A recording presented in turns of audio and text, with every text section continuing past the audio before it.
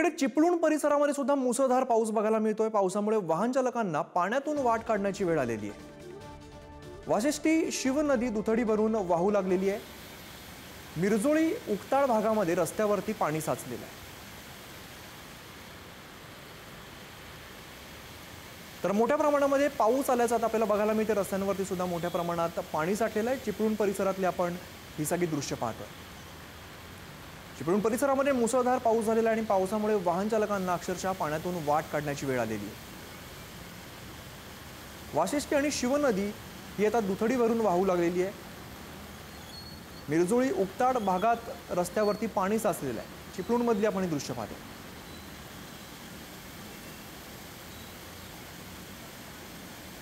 आपण दृश्यांमध्ये पाहतोय रस्त्याला अक्षरशः नदीचं स्वरूप आलेलं आहे। रस्त्यावरती मोठ्या प्रमाणात पाणी साठलेलं आहे आणि याच पाणी साठलेल्या रस्त्यावरून वाहन चालकांना वाट काढत जायची वेळ आलेली आहे।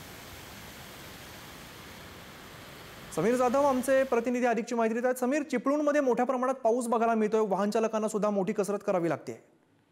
हो, आम्ही जी सकाळपासून पाऊस जोरदार इकडे पडतोय आणि आता वाशिष्ठी आणि शिवनदीने दुथडी भरून वाहू लागली आहे, त्यामुळे जोरदार पाऊस पडतोय।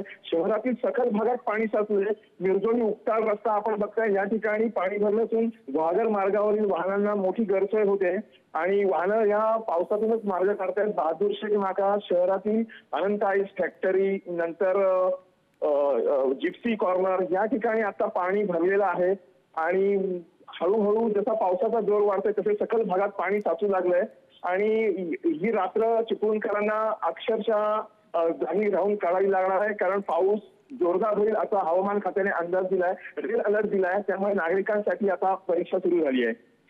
समीर, दृश्यांमध्ये आम्ही पाहतोय इकडे रस्त्यावरती सुद्धा पाणी आलेलं आहे। तर वाशिष्ठी आणि शिव नदी सुद्धा तो दुथडी भरून वाहू लागलेली आहे। तर काही घरांना वगैरे फटका बसलाय किंवा स्थलांतर काही केलंय का? अद्याप तरी तसं नाही, परिस्थिती नियंत्रणात आहे, पण पावसाचा जोर मोठ्या प्रमाणात वाढतोय, त्यामुळे शहरातील सखल भागात पाणी भरू लागलंय। शहरातील चिंचनाका असेल, नंतर आईस फॅक्टरी असेल, भैरी मंदिर असेल, बहादूर शेख परिसर अशा काही भागामध्ये पाणी भरू लागलंय।